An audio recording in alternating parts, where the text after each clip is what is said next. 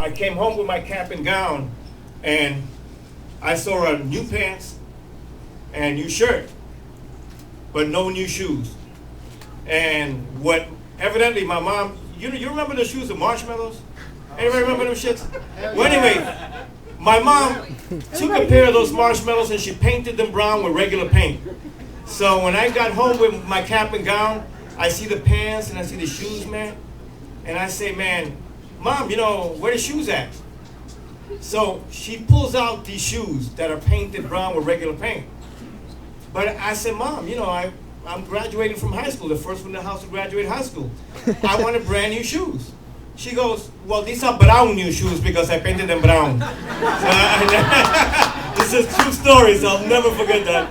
Mom, I love you. You're going to kick my ass for telling people this story.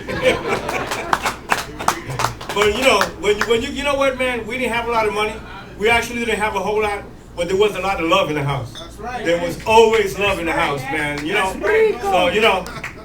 I give it up. And remember that November is Puerto Rican Heritage Month, yo. Gotta give a hand for that.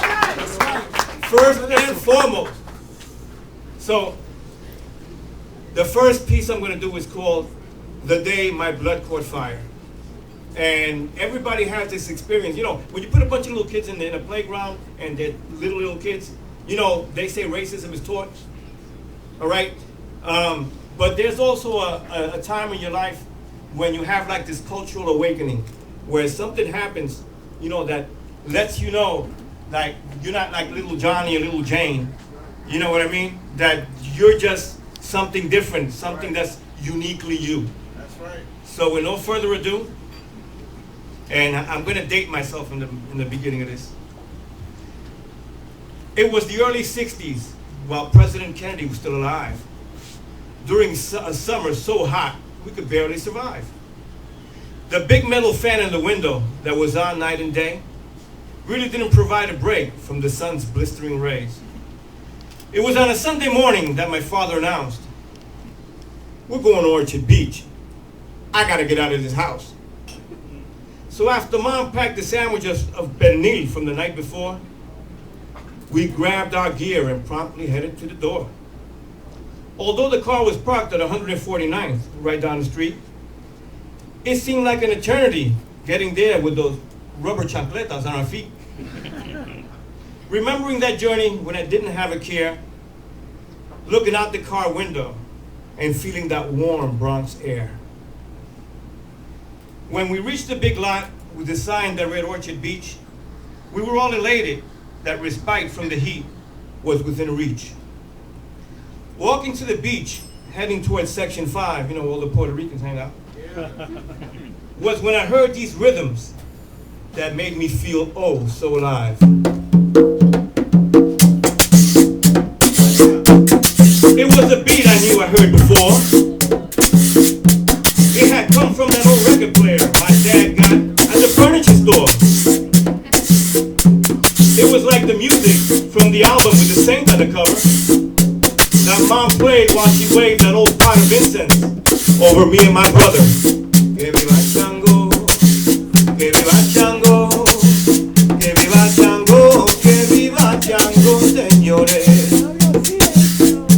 At the end of the handball court, on the benches, enjoying the shade of a big tree, were all these drummers of all different colors, but they were all like me.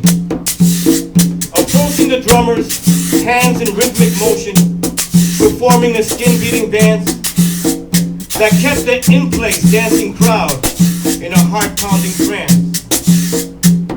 One guy was beating the bell, like the one on El Cow, whose sound enhanced those addictive beats that had captured the crowd. Chanting to the crowd was an elderly black man in a little white hat, as if conducting a symphony of people as they chanted back.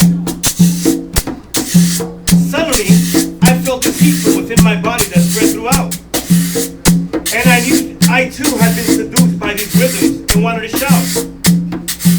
I looked at Mom and Dad as any child would do when they didn't understand, but they too were possessed by the intoxicating percussion as they held my hand.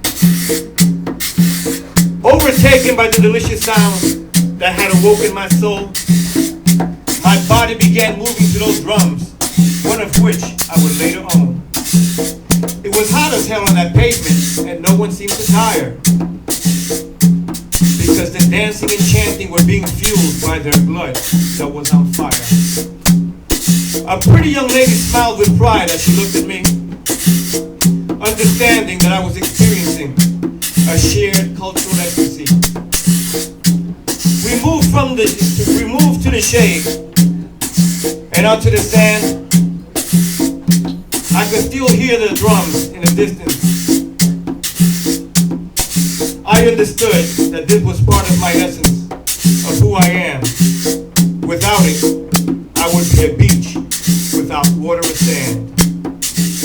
Yo soy Boricua.